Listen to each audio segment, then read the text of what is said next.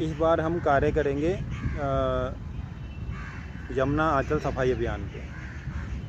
अब हमारा लगातार कार्य यमुना आंचल सफाई अभियान रहेगा और बगल में जंगल है तो जंगल भी लगातार हम साफ़ सुथरा करते रहेंगे।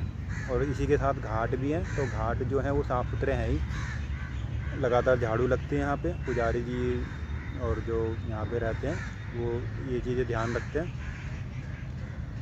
अब हमें व्यवस्था करनी है जो ये पूजा सामग्री इसको लेके।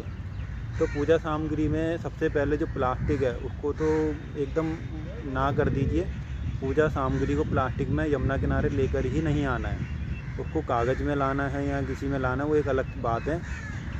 उसके लिए फिर हम एक व्यवस्था भी करेंगे जिसमें हमने जैसे बताया कि 2.5 पुश्ते पर एक कलेक्शन सेंटर का सोच रहे हम, जिसमें सबका सहयोग ज़रूरी है, जब भी सफल हो पाएगा। इसमें जो त्यौहार आते हैं 2 महीने, अक्टूबर, नवंबर, दिसंबर, ऐसे ये 3 महीने मान लीजिए, तो मेन 2 महीने ही होते हैं। तो 2 महीने हम ऐसी व्यवस्था करेंगे कि सभी लोग जो भी उनका पूजा सामग्री है, चाहे मूर्तियाँ हैं, वो 2.5 पुश्ते कलेक्शन सेंटर बनेगा तो उसमें जमा करा दें। यहाँ पे लोगों को काम ये करना पड़ेगा कि सब चीज़ें अलग अलग करके लाएंगे। एक में मूर्ति हो, एक में ऐसी चीज़ें हों जो डिकम्पोज हो जाए, जिसे बायोडिग्रेडेबल कहते हैं, जो जीवाणुओं द्वारा, बैक्टीरिया द्वारा ख़त्म हो जाती है।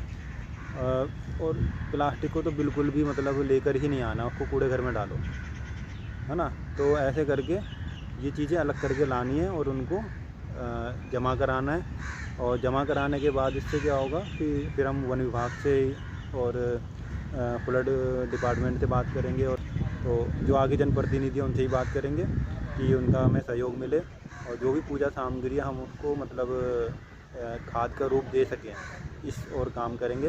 बाकी प्लास्टिक को खुद फेंक दिया जाए वो किसी काम की नहीं है। और प्लास्टिक को कम से कम इस्तेमाल करें, क्योंकि ज़्यादा प्लास्टिक फिर धरती के लिए नुकसानदायक है। जगह जगह प्लास्टिक हो रही है, उसको फिर मेंटेन करना, उसका कलेक्शन करना, ये सब बहुत बोझ बढ़ जाता है। और बाकी जो हम अब यहाँ पे जो हैं कुछ डिस्पोजेबल यूज होता है, तो उसकी वजह से वो इधर उधर फैलते हैं और वो भी केमिकल के बने होते हैं। तो क्यों ना फिर वो पत्तल आ रहे हैं, पत्ते वाले आ रहे हैं, उनका इस्तेमाल किया जाए। तो अभी मैंने पढ़ा था एक न्यूज़पेपर में, मतलब दिया हुआ था, जो ये कह रहे थे कि भाई उसमें केमिकल्स रिलीज होते हैं जो कैंसर तक हो सकता है इनसे। तो फिर हमें पत्तों की तरफ जाना चाहिए। जो पहले पत्तल आते थे वो पत्तों के बने होते थे, और अब तो काफ़ी चीज़ें हैं जो एक जगह गन्ने का जब रस निकाल लिया जाता है, उसके बाद जो उसका बचता है, गन्ना बचता है सूखा, जिसमें रस नहीं होता, तो उससे भी बन रहे हैं आजकल। तो ऐसी चीज़ों का हमें इस्तेमाल करना चाहिए जो मतलब प्रकृति रूप से ख़त्म हो जाए। तो इससे क्या जो अपने आसपास है गंदगी भी नहीं होगी और पर्यावरण को नुकसान भी नहीं होगा। तो धन्यवाद।